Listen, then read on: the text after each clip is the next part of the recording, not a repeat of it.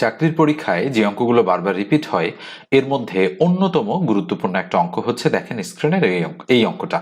ঠিক আছে, নিশ্চয়ই আপনারা ঠিকঠাকভাবে দেখতে পাচ্ছেন। অঙ্কটা বলা হচ্ছে কি, a অনুপাত b ইকুয়াল টু 3:4, b অনুপাত c ইকুয়াল টু 5:6 ও c অনুপাত d ইকুয়াল টু 2:3 হলে a অনুপাত d ইকুয়াল টু কত। খুবই সুন্দর একটা অঙ্ক এটা। তো সচরাচর আমরা এই ধাঁচের অঙ্ক দেখতে পাই তিন চলকের ক্ষেত্রে, অর্থাৎ a b c, কিন্তু এখানে এ বি সি ডি চারটা চলক রয়েছে। এই জন্য এই ধাঁচের অঙ্ক করতে আপনাদের কিছুটা প্রবলেম হতে পারে। তো এই অঙ্কটা করার জন্য বেস্ট একটা ওয়ে রয়েছে, সেটা কি আমি একটু লিখে দিচ্ছি। দেখেন, ধরেন এটা এ, এটা বি, এটা সি এবং এটা হচ্ছে ডি। আমি যদি হচ্ছে এখানে সারি এবং কলাম এই আকারে এগুলোকে সাজাই, একটু মনোযোগ দেন, না হলে কিন্তু বুঝতে পারবেন না ঠিকঠাক মতো। ঠিক আছে, তো আমি সারি কলাম আকারে এগুলোকে সাজিয়ে নিলাম এবং কয়েকটা বক্স করে দিলাম এখানে, যাতে করে বুঝতে সুবিধা হয় আপনাদের। তো কি কি রয়েছে মান? এ অনুপাত বি এর মান আছে 3:4, তাহলে এ আছে 3, বি আছে 4, লিখে ফেললাম। এরপরে বি অনুপাত সি আছে 5:6, তাহলে বি এর জায়গায় 5 আর সি এর জায়গায় 6, লিখে ফেললাম। সি অনুপাত ডি আছে 2:3, তাহলে এখানে লিখে ফেলবো 2 অনুপাত হচ্ছে 3, মানে আলাদা আলাদা সারিতে আমরা এই জিনিসগুলো লিখে ফেলবো। লিখে ফেলার পর যেটা করতে হবে, মনে রাখবেন, আমরা ফাঁকা দেখতে পাচ্ছি এটা, এটা, এটা, এটা, এটা, এটা। কয়টা ফাঁকা? 6টা ফাঁকা ঘর রয়েছে আমাদের এখানে। হ্যাঁ, এই 6টা ফাঁকা ঘরে আমাদের সবসময় বাম অথবা ডানের সংখ্যা দ্বারা পূর্ণ করতে হবে, কখনো উপর নিচের সংখ্যা দ্বারা পূর্ণ করলে হবে না।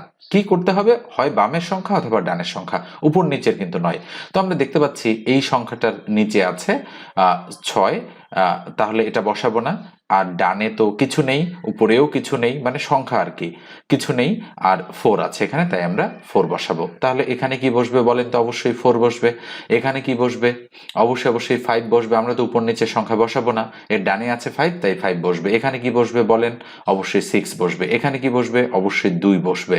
এখানে কি বসবে? অবশ্যই 2 বসবে। এভাবে আপনারা সংখ্যাগুলো প্রথমেই বসাই দিবেন। বসায় দেওয়ার পর করবেন কি, সিরিয়াল অনুযায়ী গুণ করে দিবেন। 3×5 = 15, 15 দুগুণ 30, তাহলে 30। 4×5 = 20, 20 দুগুণ 40, তার মানে 40। 4×6 = 24, 24 দুগুণ 48, 48। আর 4×6 = 24, 3×24 = 72, মানে হচ্ছে 72। এখন মান বের করতে বলেছে কিসের বলেন তো দেখি?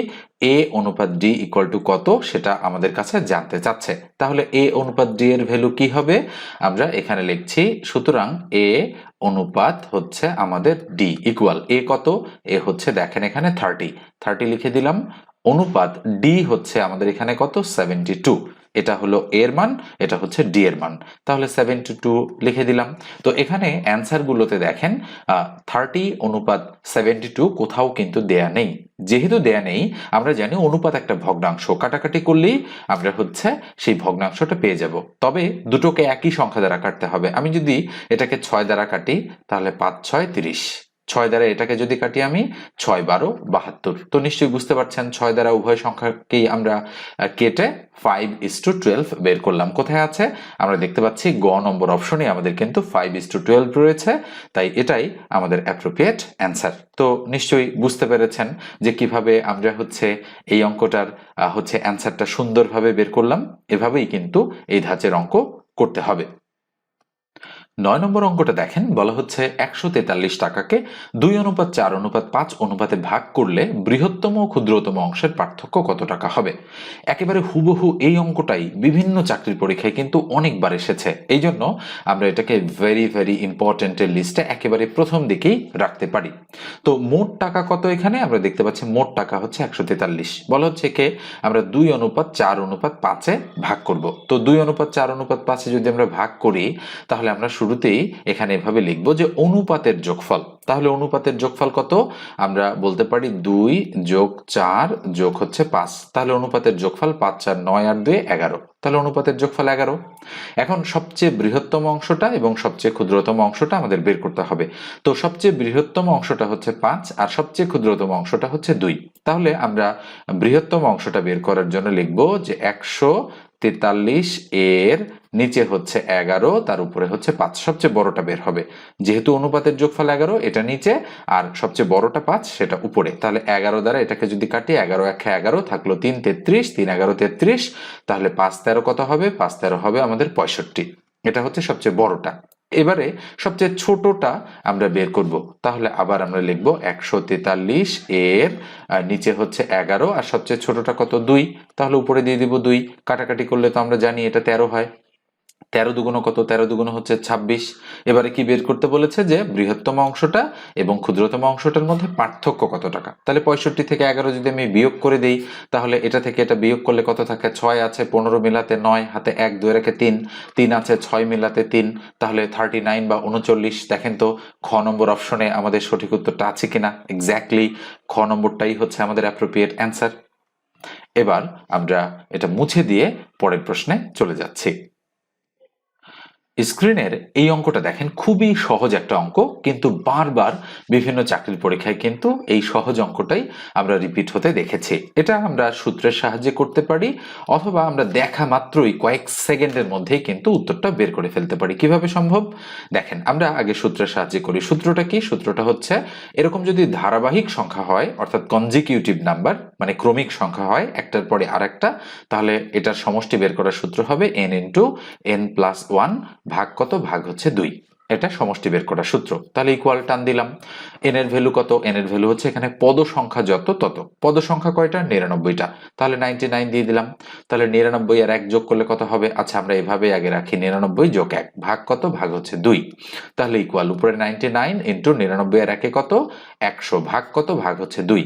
তো 2 দ্বারা যদি আমরা 100কে কাটি কত হবে বলেন তো? 50 দুগুণ 100। তাহলে কত কত গুণ হচ্ছে আমাদের? আমাদের এখানে 99 আর 50 গুণ হচ্ছে 99 ইন্টু হচ্ছে 50। তাহলে 99 আর 50 গুণ করলে কত হবে? 5 নং 45 এর 5 হাতে 4, 5 নং 45 আর 4 49, আর এই শূন্যটা আমরা দিয়ে দিলাম। 4950 হচ্ছে আমাদের সঠিক উত্তর, অর্থাৎ খ নম্বর যে অপশনটা রয়েছে সেটাই কিন্তু আমাদের অ্যাপ্রোপ্রিয়েট অপশন। এবার আমরা এটা মুছে দিয়ে পরের প্রশ্নে চলে যাচ্ছি। এটা দেখেন, এটাও অনুপাতের একটা অঙ্ক। যদি a অনুপাত b ইকুয়াল টু 3:2 এবং b অনুপাত c ইকুয়াল টু 7:6 হয়, তবে c অনুপাত a ইকুয়াল টু কত? সম্ভাব্য 4টা অ্যান্সার এখানে দেয়া রয়েছে। তো আমরা এই অঙ্কটা সমাধান করতে পারি। আমরা লিখব দেওয়া আছে লিখে হচ্ছে এই দুটো আমরা এটা এবং এটা তুলে ফেলবো। তাহলে দেখেন, আমি এখানে a অনুপাত b ইকুয়াল টু 3:2 এবং b অনুপাত c ইকুয়াল টু 7:6 তুলে রেখেছি। এবারে আমরা যেটা করব সেটা হচ্ছে আমরা দ গুণন পদ্ধতি অ্যাপ্লাই করব। দ গুণন পদ্ধতি আমাদের কিভাবে কাজ করে দেখেন, আমরা যেহেতু দেখতে পাচ্ছি এই যে কোণাটা, এই কোণাটা মিল আছে, অর্থাৎ এই কোণাতে যদি চলকের মিল থাকে, এখানেও b এখানেও b, যেহেতু মিল রয়েছে আমরা এই জন্য দ গুণন পদ্ধতিটা এভাবে অ্যাপ্লাই করে দিতে পারি। এটা কিভাবে কাজ করে? a আছে a লিখবো, দুইটা বি আছে, দুইটা বির মধ্যে একটা বি লিখবো, অনুপাত একটা সি আছে, আমরা সি লিখবো। তাহলে 3 সাথে কত? 3 সাথে 21, অনুপাত কত হচ্ছে 7 দুগুণ কত, 7 দুগুণ 14, অনুপাত 6 দুগুণ কত, 6 দুগুণ হচ্ছে 12। তো এভাবেই আমরা হচ্ছে 21 অনুপাত 14 অনুপাত 12 বের করেছি। কিন্তু জানতে চাচ্ছে কি দেখেন তো, সি অনুপাত এ, তাই না? তাহলে সি অনুপাত এ আমাদের বের করতে হবে। তাহলে সি অনুপাত এ ইকুয়াল সি কত? সি হচ্ছে 12, বসাই দিলাম 12। অনুপাত এ হচ্ছে কত? এ হচ্ছে 21, বসাই দিলাম 21। এবারে একই সংখ্যা দ্বারা দেখেন তো দুইটাকে কাটাকাটি করা যায় কিনা? নিঃসন্দেহে যায়। এটাকেও 3 দ্বারা কাটা যায়, 3 4 12, এটাকেও 3 দ্বারা কাটা যায়, 3 7 21। তাহলে 4:7 কোথায় আছে দেখেন তো অ্যান্সারে? আমরা দেখতে পাচ্ছি ঘ নম্বর অপশনে আমাদের 4:7 রয়েছে, তাই এটাই আমাদের অ্যাপ্রোপ্রিয়েট অ্যান্সার। তো নিঃসন্দেহে আপনারা বুঝতে পেরেছেন যে আমরা কিভাবে অঙ্কটা সলিউশন করলাম। এবারে আপনি যদি মনে করেন যে না, আমি এটার মূল নিয়মটা দেখতে চাই, যে যদি আমাদের হচ্ছে কোনাকুনি মিল না হয় তখন আমি কি করব?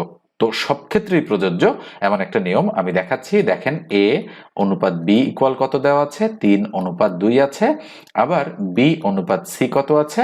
আছে হচ্ছে 7:6। এই দুটো দেয়া রয়েছে। আমরা করব কি, এই দুটোর ক্ষেত্রে আমরা যেটা করব সেটা হলো যে এখানে আমরা হচ্ছে মিল খোঁজার চেষ্টা করব, যে মিল আছে কোন কোন চলকে। এখানে b আছে, দেখেন আমি একটু অন্য কালার দিয়ে দেখাচ্ছি।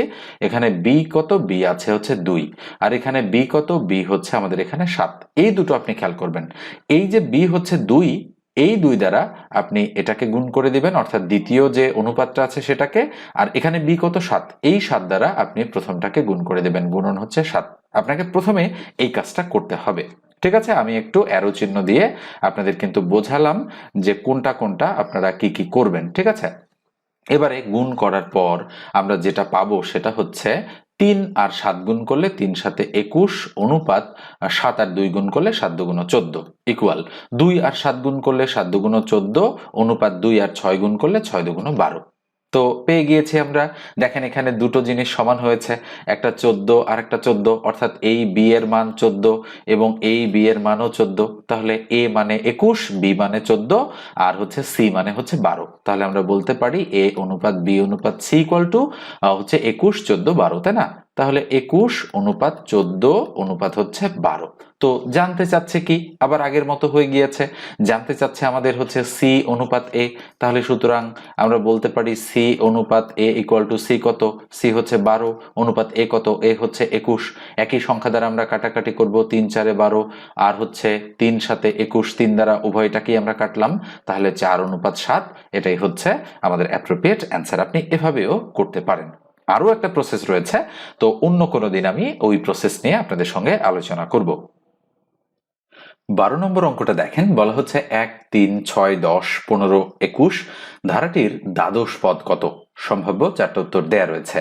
তো আমরা দেখব যে যেহেতু এখানে একটা পদের পর আর একটা পদ দেয়া রয়েছে, সেক্ষেত্রে প্রতি পদের বৃদ্ধি বা হ্রাস কত করে হয়েছে।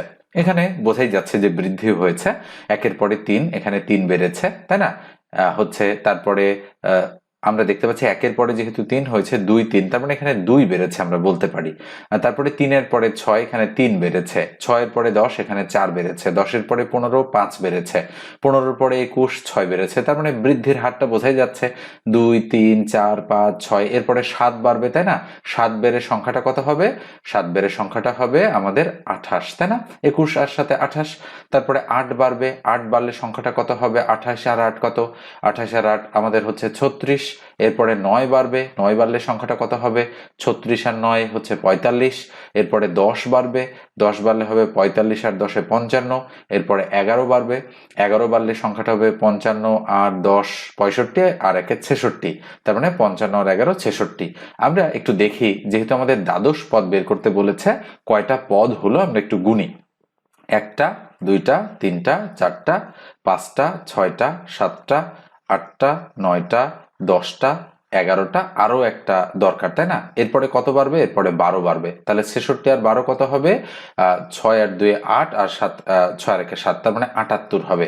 অর্থাৎ দ্বাদশ পদ হবে আমাদের 78। আচ্ছা দেখেন তো গ নম্বর অপশনে আমাদের আছে কিনা। আমরা দেখতে পাচ্ছি গ নম্বরটাই হচ্ছে আমাদের অ্যাপ্রোপ্রিয়েট অ্যান্সার। ঠিক আছে, তো এভাবেই হচ্ছে এই ধাঁচের অঙ্কগুলো আমাদের সমাধান করতে হবে। এটা মুছে দিয়ে এরপরে আমরা পরের প্রশ্নে চলে যাচ্ছি। 13 নম্বরটা দেখেন, 40 হতে 100 এর মধ্যবর্তী বৃহত্তম ও ক্ষুদ্রতম মৌলিক সংখ্যাদ্বয়ের গড় কত? খুবই সুন্দর একটা অঙ্ক এটা, এবং অনেকবার বিভিন্ন চাকরির পরীক্ষায় কিন্তু অঙ্কটা এসেছে এবং এখনো বিভিন্ন চাকরির পরীক্ষায় রিপিট হচ্ছে। তো যেহেতু বলা হচ্ছে 40 হতে 100 এর মধ্যবর্তী বৃহত্তম ক্ষুদ্রতম মৌলিক সংখ্যা এবং তাদের কিন্তু গড় বের করতে বলেছে, তো আমরা মৌলিক সংখ্যাগুলো অবশ্যই জানি। 2 3 5 7, আমরা যদি একটু সিরিয়াল অনুযায়ী লিখি মৌলিক সংখ্যাগুলো 2 3 5 7, তো আমরা দেখতে পাচ্ছি 40 হতে বড় হতে হবে, তাই না? তাহলে আমরা জানি 41 43 47, তারপরে 53 59, তারপরে 61 67 71 73 এবং 79। আমরা হচ্ছে এরপরে কত জানি? 79, এরপরে 83 89 এবং 97 সবার শেষেরটা। তো যেহেতু 40 থেকে বড়, তাই না? 40 থেকে বড় কত? 41 একটা মৌলিক সংখ্যা, আর 100 এর থেকে ছোট, তাহলে 97 হচ্ছে আর একটা মৌলিক সংখ্যা। এই দুটোর হচ্ছে গড় জানতে চাচ্ছে, তো গড় মানে কি? সংখ্যা দুটো যোগ করে 2 দ্বারা ভাগ। তাহলে আমরা 97 আর 41 যোগ করব, যোগ করে 2 দ্বারা ভাগ করব, কত হচ্ছে? 7 আর 1 কত? 8 আর 9 আর 4 কত? 13, 138। একে 2 দ্বারা ভাগ করলে কত হবে? 6 দুগুণ 12, থাকলো 1 18, 9 দুগুণ 18, তাহলে 69 হচ্ছে আমাদের অ্যাপ্রোপ্রিয়েট অ্যান্সার। আমরা যদি একটু অ্যান্সারটা দেখি, এক্স্যাক্টলি এটাই হচ্ছে আমাদের অ্যাপ্রোপ্রিয়েট অ্যান্সার। 14 নম্বর অঙ্কটা দেখেন, 1008 সংখ্যাটির কতটি ভাজক আছে। খুবই সুন্দর একটা অঙ্ক এটা, এবং 1008-এর জায়গায় 72 দিতে পারে, 36 দিতে পারে, এরপরে হচ্ছে 524 দিতে পারে, নানান কিছু কিন্তু দিয়ে আমাদের অঙ্কটা দিয়ে দেওয়া হয়। আপনারা জাস্ট এটার জন্য যদি শিখেন তাহলে অন্যান্য অঙ্কগুলোও কিন্তু আপনাদের হয়ে যাবে। যেহেতু বলা হচ্ছে 1008 সংখ্যাটির কতটি ভাজক আছে, তো কতটি ভাজক মানে কি, মানে 1008-কে কত কত দ্বারা ভাগ করা যায় সেই সংখ্যাগুলো মানে কতটা সেটা আমাদের কাছে জানতে চাচ্ছে। 20, 24, 28, 30 চারটা অপশন রয়েছে। তো আমরা যদি এই অঙ্কটা করতে চাই তাহলে আমাদের করতে হবে কি, 1008 সংখ্যাটা লসাগু করতে হবে। 2 দ্বারা যায়, আমরা জানি 50 দুগুণ 100 আর 4 দুগুণ 8, নিশ্চয়ই বুঝতে পেরেছেন। 504 দুগুণ 1008, আবার 2 দ্বারা যায়। 25 দুগুণ 50 আর 2 দুগুণ 4, আবার 2 দ্বারা যায়। 12 দুগুণ 24 থাকে 1, 12, 6 দুগুণ 12, আবার হচ্ছে 2 দ্বারা যায়। 6 দুগুণ 12 আর হচ্ছে 3 দুগুণ 6, আবার 3 দ্বারা যায়। 3 একুশে 63, আবার 3 দ্বারা যায়, 3 সাথে 21। তাহলে কত হচ্ছে একটু খেয়াল করে দেখেন। 2 আছে আমাদের এখানে 4টা, তার মানে 2 টু দি পাওয়ার 4, ইন্টু 3 আছে আমাদের এখানে 2টো, তার মানে 3-এর উপরে স্কোয়ার, ইন্টু 7 আছে 1টা, তার মানে 7-এর উপরে 1। কত হচ্ছে এবারে একটু খেয়াল করেন। সেটা হলো এই যে 2 আছে, এই যে 3 আছে এবং এই যে 7 আছে, এগুলোর কিন্তু আমাদের কোনো প্রয়োজন নেই। আমাদের জাস্ট প্রয়োজন হচ্ছে পাওয়ারগুলো। মনে রাখবেন প্রত্যেকটা পাওয়ারের সাথে 1 যোগ করতে হবে। প্রত্যেকটা পাওয়ার যাই হোক না কেন তার সাথে 1 যোগ। কত হয়েছে? 4 আর 1 5, কত হয়েছে? 2 আর 1 3, কত হয়েছে? 1 আর 1 2। এগুলো আপনারা কি করবেন? গুণ করে দেবেন। গুণ করে দিলে যেটা আসবে সেটাই আমাদের কাঙ্ক্ষিত সঠিক উত্তর। 3 5 15, 15 দুগুণ 30। তাহলে 30 কোথায় আছে? ঘ নম্বর অপশনে। আমরা যদি একটু দাগায় দেখি, এক্স্যাক্টলি 30ই হচ্ছে আমাদের অ্যাপ্রোপ্রিয়েট অ্যান্সার। এবার আমরা এটা মুছে দিয়ে পরের প্রশ্নে চলে যাচ্ছি। 15 নম্বর প্রশ্নটা দেখেন, বলা হচ্ছে 1 থেকে 100 পর্যন্ত সংখ্যাগুলোর গড় কত। খুবই সুন্দর একটা প্রশ্ন এটা। এটা শর্টকাট এবং ডিটেলস দুই মেথডেই আমরা করে ফেলতে পারি। কিভাবে? আমরা যদি ডিটেলস মেথডে অঙ্কটা করতে চাই তাহলে আমাদের প্রথমত গড় এর যে সূত্র সেটা আমাদের লিখতে হবে। আমরা জানি গড় ইকুয়াল টু উপরে হচ্ছে রাশির সমষ্টি আর তার নিচে হচ্ছে আমাদের রাশির সংখ্যা। তাহলে আমরা জানি রাশির সমষ্টিকে রাশির সংখ্যা দ্বারা ভাগ করলে আমাদের কি পাওয়া যায়? আমাদের গড় পাওয়া যায়। তো রাশির সমষ্টি কত? 1 থেকে 100 পর্যন্ত যে রাশিগুলো রয়েছে এই রাশিগুলোর যদি আমরা সমষ্টি বের করি তাহলে কি হবে? আমাদের হবে এরকম সূত্র, n ইন্টু n প্লাস 1 ভাগ হচ্ছে 2। এটা হচ্ছে সমষ্টি বের করার সূত্র। ঠিক আছে? তাহলে n হচ্ছে এখানে 100, তাহলে আমরা দিলাম হচ্ছে 100। 100 আর 1 যোগ করলে কত হবে? 101, ভাগ কত? 2, 2 দ্বারা 100-কে কাটলে 50 দুগুণ 100 ইকুয়াল 50 আর 101 গুণ করলে কত হবে? 50 একে 50, অর্থাৎ কত হচ্ছে? 5050 হচ্ছে আমাদের। ঠিক আছে, আপনারা গুণ করে দেখেন, এটাই হবে 50 একে 50, 50 একে 50। আমরা করতে পারি এটা। তাহলে আমরা এখন পেয়ে গিয়েছি রাশির সমষ্টি হচ্ছে আমাদের 5050, মানে 5050, আর রাশির সংখ্যা 1 থেকে 100 পর্যন্ত মোট কয়টা? 100টা। তাহলে 100 দ্বারা ভাগ করব, 0 0 কাটা। 10 দ্বারা যদি আমরা এটাকে ভাগ করি, 10 ভাগ 505, তাহলে কত হয়? 10, 5 10-এ আমাদের কত থাকে? 50। তার মানে আমরা 50 আর 10 গুণ করলে কত হবে? 500। একবারই করলাম। ঠিক আছে, অবশিষ্ট থাকলো 5, দশমিক দিয়ে 0 নিলাম। কত হবে? 5 কত হচ্ছে আমাদের? আবার 5 10-এ 50। তাহলে আমরা পেলাম কত? 50.5। তার মানে 50.50 আমরা বলতে পারি এটাকে। মানে শেষে তো একটা জিরো আমরা এমনিতেই দিতে পারি। তাহলে ঘ নম্বরটাই হচ্ছে আমাদের অ্যাপ্রোপ্রিয়েট অ্যান্সার। নিশ্চয়ই বুঝতে পারছেন। এবারে আমরা শর্টকাট মেথডে এই অঙ্কটা সমাধান করব, মানে কয়েক সেকেন্ডের মধ্যেই আমরা এই অঙ্কটা সমাধান করে ফেলতে পারি। কিভাবে সম্ভব? সেটা হচ্ছে, দেখেন আমি শর্টকাট মেথডটা দেখাচ্ছি, একটু মনোযোগ দিতে হবে আপনাদেরকে। সেটা হলো শেষ সংখ্যা আর প্রথম সংখ্যা যোগ করে 2 দ্বারা ভাগ করলেই গড় পাওয়া যাবে। যদি সংখ্যাগুলো ক্রমিক হয় তাহলে করবেন কি, শেষ সংখ্যাটা কত? 100, প্রথম সংখ্যাটা কত? 1, এই দুটো যোগ করে কত দ্বারা ভাগ করব? 2 দ্বারা। তাহলে 100 আর 1 যোগ করলে কত হবে? 101, তাকে 2 দ্বারা ভাগ করলে কত হবে? 50.50। নিঃসন্দেহে বুঝতে পেরেছেন যে ঘ নম্বর অপশনটাই আমাদের হচ্ছে অ্যাপ্রোপ্রিয়েট অপশন। এভাবেই কিন্তু আপনাদের বুঝে বুঝে এই ধাঁচের অঙ্কগুলো সমাধান করতে হবে। তো আজকের আলোচনাটা এই পর্যন্ত রাখছি, দেখা হবে পরের আলোচনায়। সে পর্যন্ত ভালো থাকবেন, সুস্থ থাকবেন। আর আমার কাছে চাকরির গণিত যদি একেবারে শূন্য থেকে শিখতে চান, আমি নিবন্ধনের জন্য একটা ব্যাচ নিয়েছি অলরেডি। হচ্ছে ব্যাচটা আমি শুরু করে দিয়েছি, আরো এক নতুন ব্যাচে ভর্তি নিচ্ছি। আপনারা যদি জয়েন করতে চান 01642702760 এই নম্বরে হোয়াটসঅ্যাপে টেক্সট দিয়ে আমার সঙ্গে যোগাযোগ করবেন। কোর্স ফি হচ্ছে 510 টাকা। নিবন্ধন পরীক্ষার পূর্ব পর্যন্ত আপনারা আমার কাছে মানে সাধারণ যে গণিত রয়েছে, মূলত 25 নম্বরের যে গণিত অংশ, সেই অংশটা শিখতে পারবেন।